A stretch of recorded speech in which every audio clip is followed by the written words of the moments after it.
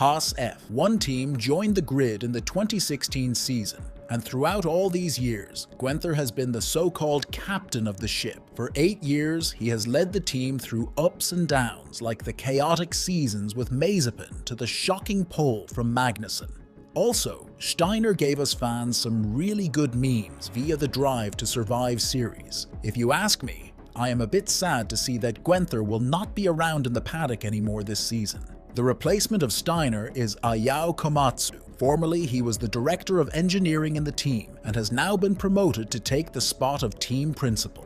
Steiner's contract was set to expire after the 2023 season, and while we all know the close relation between the team owner Gene Haas and Guenther Steiner, everyone expected a renewal of the contract. But to everyone's shock, the team had a different vision for the future and wanted to make some imperative changes to the team's dynamics. Gene Haas, in a statement, hinted at the possible reason as to why Guenther Steiner was sacked from the team. He said, "I'd like to start by extending my thanks to Guenther Steiner for all his hard work over the past decade, and I wish him well for the future. Moving forward as an organization, it was clear we need to improve our on-track performances. In appointing Ayao Komatsu as team principal, we fundamentally have engineering at the heart of our management. Now it's important to have technical expertise in the leadership role, but trading in several years of experience is a risky thing. Steiner's experience in the F1 dates back to 2005 when he worked with the then newly formed Red Bull team, so giving up on almost 2 decades worth of experience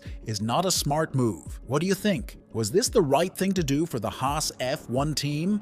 Let us know in the comments below. Not just the fans, but those in F1 paddock are also shocked as well as upset by this move from Gene Haas. David Croft, also known as Crofty, who is the Sky F1 commentator, also said he was number 3 team principal behind Christian Horner and Toto Wolff in terms of publicity. And that's good for the sport that the fans want to associate themselves with a team like Haas because they really like what Guenther stands for. That's the underdog and taking it to the big boys. I hope he returns in another guise somewhere in the future. With drivers Mick Schumacher and Nikita Mazepin, Haas finished last in the Constructors' Championship in 2021. The following year, they improved to 9th place, but in 2023, with Nico Hülkenberg and Kevin Magnussen's experience, they finished last on the grid once again.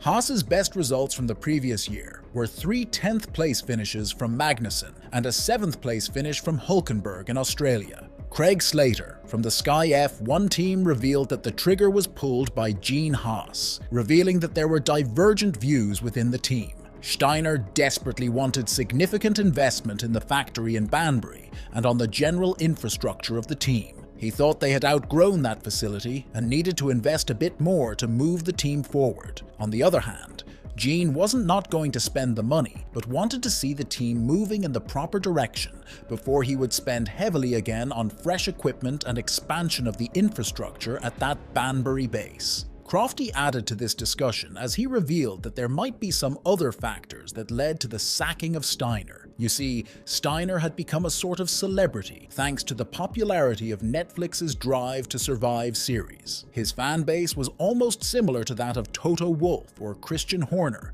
and that in a way was causing issues with Gene Haas, who was actually the team's owner. In Crofty's own words, it is Gene Haas's team, and Guenther Steiner was getting the lion's share of the attention, and I'm sure that didn't go down hugely well with the team owner. But there is also the team's performance side that should be taken into account as per Crofty. As he elaborated, but that's no reason to get rid of somebody. Their performance on track last year might have been part of the picture as well. Great on a Saturday in terms of the way Nico Hülkenberg managed to get into the top 10 in qualifying, but part of the reason for their great qualifying performances undermined their performance on the track on a Sunday, so they would go backwards through the field. That, for an owner like Gene Haas, was probably not acceptable. Finishing bottom of the table, that is not what Gene Haas would want.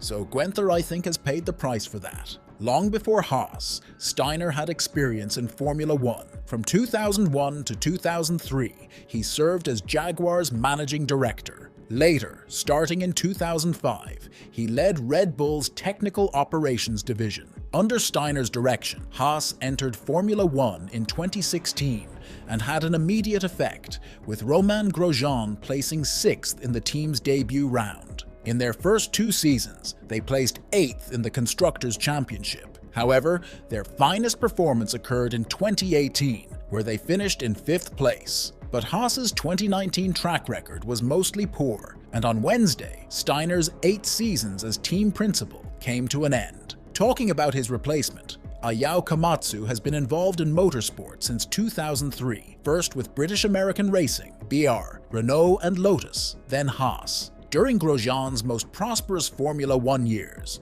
2012 and 2013, he served as the Frenchman's race engineer at Lotus. In 2016, Grosjean came to drive for Haas, and Komatsu became his principal race engineer. As team principal, the 47-year-old will now be in charge of all competitive aspects of the team, including the squad's general strategy and on-track performance. Additionally, Haas's Banbury facility will employ a chief operating officer with headquarters in Europe to oversee all non-competition activities and divisions. I'm naturally very excited to have the opportunity to be team principal at MoneyGram Haas F1 Team, stated Komatsu. Having been with the team since its track debut back in 2016, I'm obviously passionately invested in its success in Formula 1. I'm looking forward to leading our program and the various competitive operations internally to ensure we can build a structure that produces improved on-track performances. We are a performance-based business. We obviously haven't been competitive enough recently,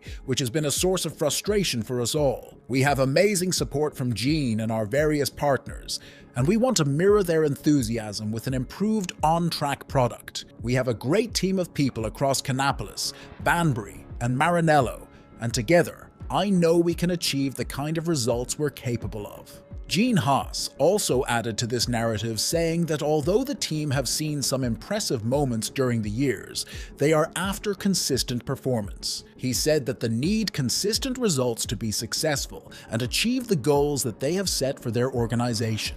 Gene continued as he stated, "We need to be efficient with the resources we have, but improving our design and engineering capability is key to our success as a team. I'm looking forward to working with Ayao and fundamentally ensuring that we maximize our potential. This truly reflects my desire to compete properly in Formula 1. With Komatsu leading the team now, all eyes will be on the Haas F1 team and whether they will be improving from the back of the grid and prove to everyone that their decision was correct, or will they falter once again to the last place? Only time will tell. So what do you think? Was the sacking of Guenther Steiner a right thing to do?